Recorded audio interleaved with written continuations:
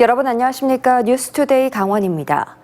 온라인상의 출처 불명의 딥페이크 피해 학교 목록이 돌면서 불안감이 갈수록 커지고 있는데요. 강원도에서 실제 피해 신고가 접수된 것으로 확인됐습니다. 남학생이 동급생인 여학생을 대상으로 한 것으로 보이는데 경찰이 수사에 나섰습니다. 보도에 유주성 기자입니다.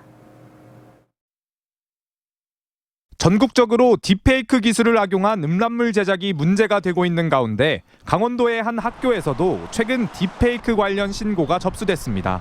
신고가 접수된 건 지난 23일. 경찰은 남학생이 동급생인 여학생의 얼굴을 음란물에 합성해 친구 등 지인에게 공유한 걸로 파악하고 있습니다. 딥페이크 음란물 범죄가 주로 텔레그램 등 보안성이 높은 메신저를 통해 이루어졌던 것과 달리 이번 사건은 카카오톡에서 공유된 걸로 추정하고 있습니다. 다만 딥페이크 음란물이 얼마나 만들어졌는지, 다수의 학생을 대상으로 한 것인지, 얼만큼 공유가 됐는지 등 구체적인 사안들은 아직 밝혀지지 않았습니다. 경찰은 신고 수개월 전부터 범죄가 일어난 것으로 보고 증거 자료를 확보하는 데 주력하고 있습니다. 온라인상에 출처불명의 딥페이크 피해 학교 명단이 돌고 있는 가운데 실제 피해 사례가 확인되면서 불안감은 더 커질 것으로 보입니다. 조금 불안하긴 하죠. 스토리도 이제 얼굴 같은 것도 마음대로 못 올리고 퍼갈까봐 계정도 비공개로 돌리고 만약에 제 얼굴이 그렇게 되면 조금 학교 다니기 싫을 것 같아요.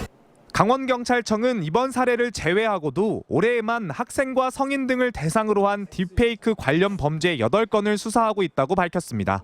일선 학교에서는 가정통신문을 통해 청소년을 대상으로 한 딥페이크 음란물을 저장, 소지, 시청하는 것만으로도 처벌받을 수 있다는 사실을 알리고 피해 발생 시 대처 방안도 안내하고 있습니다. 디지털 성범죄 피해가 발생하면 즉시 경찰과 학교 등 관계기관에 신고해야 하고 도움과 상담이 필요한 경우 디지털 성범죄 피해자 지원센터나 여성긴급전화인 1366을 통해 지원을 받을 수 있습니다. MBC 뉴스 유주성입니다. 딥페이크 범죄 등 최근 디지털 성범죄가 확산하고 있지만 강원도에는 전문 상담소가 없어 대책 마련이 시급합니다. 여성가족부에 따르면 전국의 17개 광역시도 가운데 14곳에는 디지털 성범죄 지역 특화 상담소가 개설돼 있지만 서울과 경기, 강원에는 없습니다. 다만 서울과 경기는 자치단체가 피해자 지원센터를 자체적으로 운영하고 있어 사실상 강원도에만 상담소 자체가 없는 상황입니다. 지난 2013년 추진된 뒤 10년 넘게 지지부진했던 강원경제자유구역 망상 제1지구 개발 사업이 다시 본격적으로 추진됩니다. 새로운 사업 시행자로 선정된 대명건설이 1조 3천억 원대의 대규모 개발 청사진을 발표했습니다. 보도에 이준호 기자입니다. 강원경제자유구역청 관계자들이 나란히 선 채 줄을 잡아당기자 황금빛 간판이 드러납니다. 강원경제자유구역 망상 제1지구의 개발사무소가 새로 문을 열었습니다. 지난달 사업 시행자로 선정된 대명건설이 현판식과 함께 본격적인 사업 착수에 나선 겁니다. 이곳 일대의 망상 제1지구는 국제규격 축구장 480개에 해당하는 340여만 제곱미터 부지에 개발이 진행됩니다. 개발구역은 세 지구로 나눠 조성됩니다. 먼저 스마트 복합지구는 주거시설과 국제학교 등이 마련됩니다. 국제휴양지구에는 관광과 컨벤션 시설이 조성됩니다. 마지막으로 교육문화지구에는 한류 콘텐츠의 국제화에 기여할 다양한 시설이 들어섭니다. 외국 학생들이 여기 오기가 좀 힘드니까 그걸 유치하는 학교 선생님들이 훌륭한 선생님들이 와야 되니까 그 예술학교하고 같이 협업을 해가지고 진행을 하고 있습니다. 구체적인 사업 계획이 만들어진 뒤에는 인허가 절차와 공사 일정이 나올 예정입니다. 동해시 주민들은 지난 2013년부터 시작한 망상 제1지구의 개발 사업이 이제라도 차질 없이 진행되길 바라는 마음입니다. 10년 이상 못했던 그런 사업들을 지금 다시 이렇게 할 수 있는 기회가 만들어졌다는 자체가 주민 입장에서 참 좋습니다. 그런데 망상 1지구를 둘러싼 법적 공방은 계속 이어질 전망입니다. 과거 사업자 선정 과정에서 불거진 동해 ECT에 대한 특혜 의혹은 최근 1심 법원에서 무죄가 선고됐습니다. 동해 ECT는 당장 다음 달부터 사업자 취소에 관여한 관계기관을 상대로 민형사상 책임을 물을 것이라는 입장입니다. 강원경제자유구역청은 이런 법적 대응이 새 사업자의 개발에 영향이 없다고 밝혔습니다. 사업자 선정의 특혜 의혹이 무죄인 것과 업체 과실로 사업자 지위가 박탈된 건 별개라는 겁니다. 경자청은 토지 수용 관련 공탁금 미납 등 동해 ECT의 사업자 지정 취소 사유는 충분했다고 강조했습니다. MBC 뉴스 이준호입니다. 반면 춘천 캠프페이지 개발은 원점으로 돌아갔습니다. 춘천시가 국토교통부의 도시재생혁신지구 공모에서 탈락했기 때문인데요. 8년째 방치된 춘천 도심 노른자위 땅을 시민들이 언제 활용할 수 있을지 기약이 없게 됐습니다. 이승현 기자가 취재했습니다. 춘천 옛 캠프페이지, 미군 기지로 쓰이다 2016년 춘천에 반환됐지만 8년째 활용을 못하고 있습니다.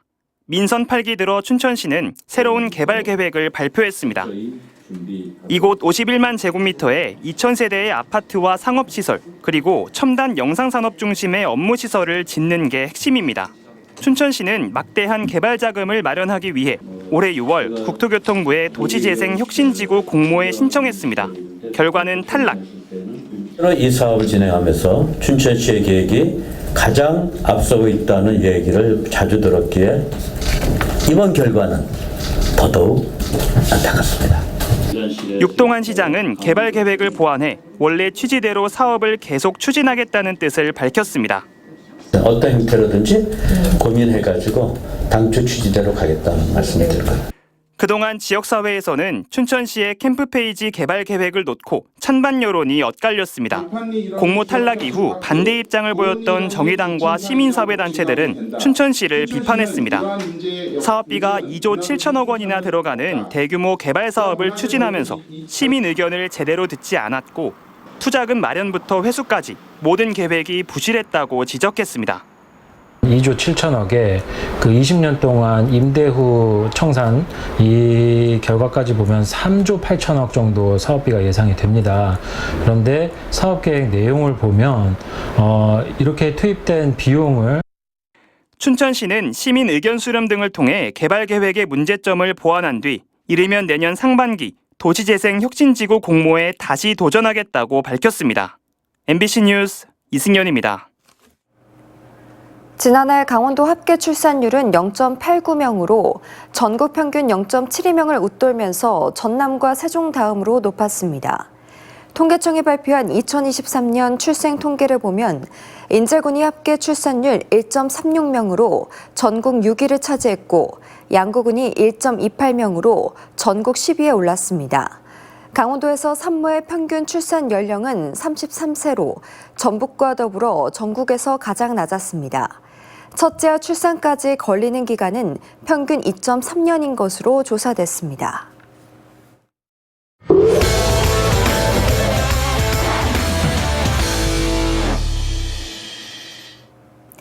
장애인 선수들의 축제 파리 패럴림픽이 개막했는데요. 장애인 유망 태권도 선수를 MBC 연중기획 강원 스포츠 샛별 시간을 통해 소개합니다. 청각 장애를 갖고 세계 무대를 제패한 춘천 출신의 김지원 선수입니다. 보도에 김도균 기자입니다. 지난해 키르기스스탄에서 열린 아시아 태평양 농아인 태권도 선수권 대회. 춘천 출신의 청각 장애인 김지원 선수의 힘찬 기합이 울려 퍼집니다. 결과는 품새 개인전 우승. 올해 23살이 된 김지원은 초등학교 3학년 때 교통사고로 경증 청각장애 판정을 받았습니다. 고등학교 2학년 시절 태권도 시범단 격파 공연이 멋있어 보여 친구와 함께 찾아다니다 선수의 길로 들어섰습니다. 원래 이제 화려하고 멋있는 거를 추구한 시범단을 좋아했었는데 품새를 하다 보니 뭔가 품새만의 매력이 빠져서 김지원의 강한 힘과 집중력을 알아본 정구영 관장은 품새 종목을 추천했습니다.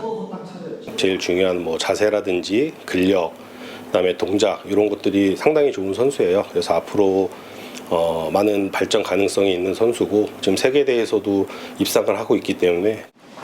김지원은 지난해 전국 장애인체전에서 3위, 올해 세계대회에서 8강까지 진출했고 세계 랭킹은 11위까지 올랐습니다. 하지만 앞으로가 걱정입니다. 지금은 비장애인 선수들과 함께 대학원에 소속돼 있는데 내년에 대학원을 마치면 소속팀이 없어집니다. 국내에선 장애인 태권도 선수단이 제주도에만 있어서 고향인 춘천에 남아있으려면 선수 생활을 사실상 포기해야 합니다. 춘천시 장애인 실업팀을 창단을 해서 이제 안정적인 환경과 그리고 운동에 집중할 수 있는 그런 날이 왔으면 하는 바람입니다. 생애 첫 태극마크를 노리는 김지원은 내년 도쿄 데플림픽 출전을 향해 오늘도 힘찬 발차기를 이어가고 있습니다. MBC 뉴스 김도균입니다.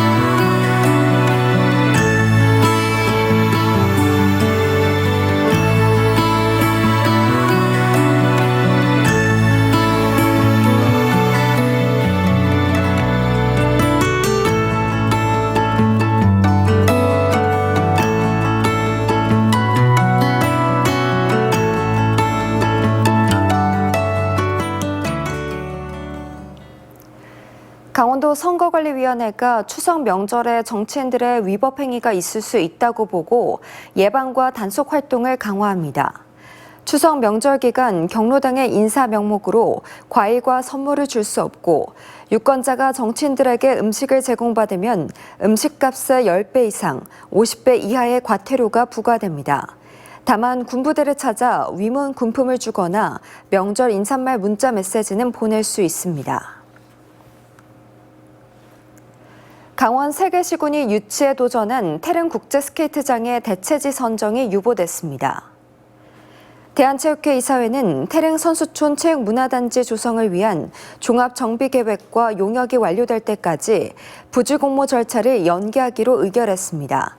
이에 따라 다음 달 8일과 9일로 예정됐던 춘천과 철원, 원주 등 후보지 7곳의 현장 실사도 무기한 연기됐습니다.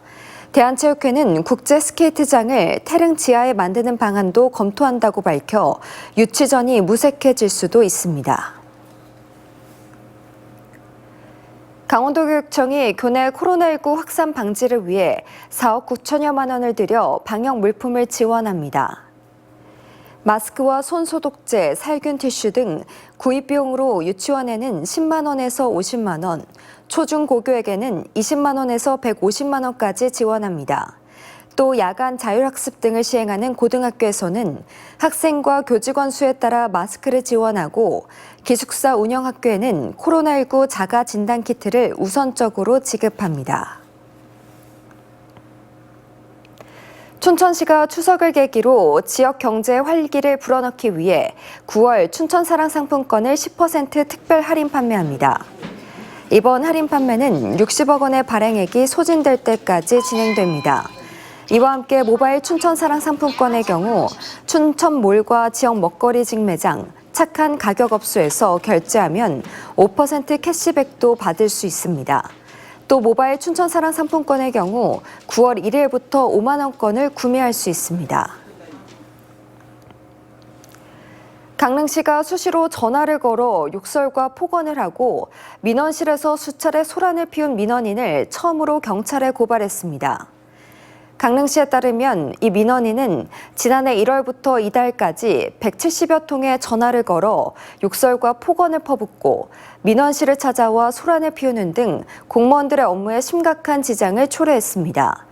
또 최근 민원실을 방문해 공무원을 폭행한 혐의도 있어 지난 27일 이 민원인을 강릉경찰서에 고발했습니다. 시민들이 만들어가는 제8회 원주 옥상 영화제가 내일까지 한국관광공사 옥상에서 열립니다. 장벽을 넘어 나로서 나아가기라는 주제의 강원 단편선 4편을 시작으로 17편의 단편과 1편의 장편 영화가 상영되고 관객과의 대화도 함께 마련됩니다. 또 부대 프로그램으로 사전에 예약이 필요한 영화를 사랑하는 다양한 방법을 선보입니다. 제36회 춘천 인형극제가 어제 개막해 9월 4일까지 일주일 동안 춘천 시내 곳곳에서 펼쳐집니다. 올해 축제에는 이스라엘과 이탈리아, 스페인 등 7개 나라 해외팀과 40여 개 국내팀이 참여해 다채로운 공연을 선보입니다. 특히 축제 백미인 대규모 거리 퍼레이드가 이번 주 일요일 저녁 7시 8호 광장에서 시작해 춘천시청 광장까지 이어집니다. 오는 9월 3일부터 6일까지 동해안 이사부 항로 탐사가 진행됩니다. 이사부 기념사업회는 어제 삼척 이사부 독도기념관 광장부터 이사부 광장까지 거리 행진에 이어 안전기원제와 출정식을 열었습니다. 또 다음 달 3일부터 6일까지 나흘간 전 국민 공모로 선발된 대원 50여 명이 참여해 9월 3일부터 6일까지 나흘간 범성 코리나호를 타고 항로 탐사에 나섭니다. 횡성호 취수탑 지점에서 녹조를 일으키는 유해 남조류 세포수가 기준치를 초과해 조류경보 관심 단계가 발령됐습니다. 원주지방환경청은 최근 지속된 폭염으로 수온이 높아져 유해 남조류 개체수가 대폭 늘어난 것으로 파악했습니다. 다만 횡성호를 취수원으로 하는 수돗물 검사에서는 조류 독수가 검출되지 않았다고 밝혔습니다. 횡성호의 조류경보 관심 단계가 발령된 것은 2013년, 2022년 이후 세 번째입니다. 강원도가 다음 달 23일까지 각 지역의 특성에 맞는 예비 사회적 기업을 공모합니다. 예비 사회적 기업으로 지정이 되면 앞으로 3년 동안 경영 컨설팅과 시설비를 지원받아 정부나 강원도에서 추진하는 공모 사업에 참여할 수 있습니다. 이상으로 뉴스를 마칩니다. 시청해주신 여러분 고맙습니다.